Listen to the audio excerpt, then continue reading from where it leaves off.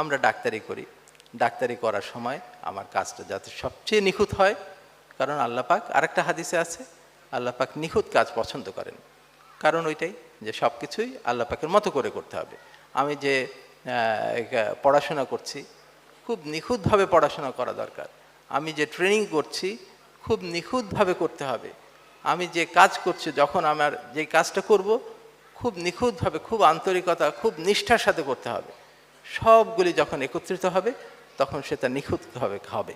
ঠিক আছে? আচ্ছা, এই নিখুঁতভাবে কাজ করা এবং এই আল্লাহ পাকের সমস্ত গুণাবলী সহ কাজ করা দ্বারা আমার কাজটা মনে হয় আমলে সলেহ হওয়া সম্ভব। রাইট? যে আমি যখন এহসানের সাথে, করুণার সাথে, দয়ার সাথে, এবং ওজন ঠিক আছে, মাপে ঠিক আছে, দাম বেশি নিচ্ছি না, এগুলি সব মিলিয়ে যখন কাজ করব তখন এটা নিখুঁত কাজ কিন্তু অনেকেই করে থাকেন। ইহুদি নাসারারাও কিন্তু নিখুঁত কাজ করে থাকেন।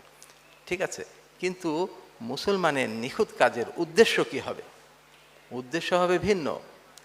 ইহুদি নাসারাদের নিখুঁত কাজের উদ্দেশ্য হলো তার ক্লায়েন্ট বেশি হবে, তার ব্যবসা বাড়বে, তার সম্মান বাড়বে, তার ক্ষমতা বাড়বে। কিন্তু মুসলমানের উদ্দেশ্য হতে হবে আল্লাহকে রাজি খুশি করা, আমাকে পরকাল পেতে হবে, তাই না? তো এই উদ্দেশ্যে যদি করে কেউ, তাহলে কি হবে? কোরআন শরীফে অনেক জায়গায় আমলে সলের আগে সব জায়গায় ঈমান যুক্ত করা আছে।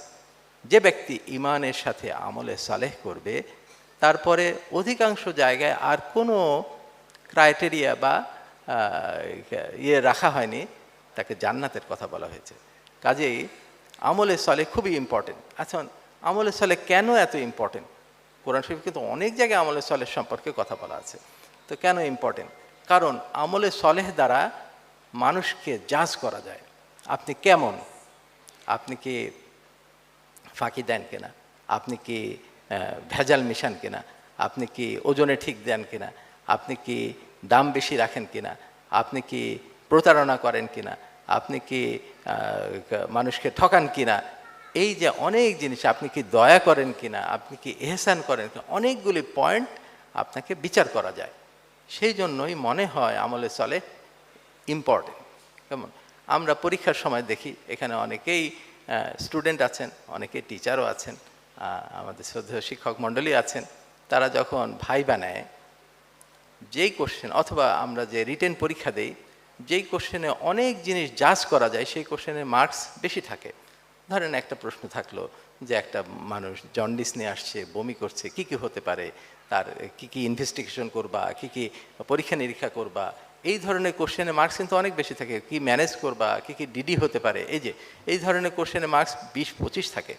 আর একটা কোশ্চেন শুধু ডেফিনেশন এবং ক্লাসিফিকেশন 5 মার্ক থাকে, অনেক কম মার্কস থাকে। কেমন? তো আমলে সলেহ দ্বারা যেহেতু মানুষকে বিচার করা যায়, অনেক জিনিস বিচার করা যায়, মানুষের গুণগুলা সম্পর্কে বিচার করা যায়, সেই জন্যই আমলে সলের গুরুত্ব অত্যন্ত বেশি আমার কাছে মনে হয়।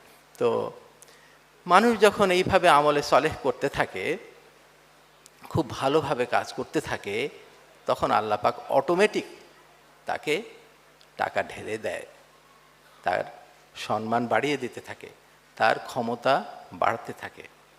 আমরা মনে করি যে এগুলো আল্লাহ পাক খুশি হয়ে দিচ্ছেন, আমার কিন্তু মনে হয় না।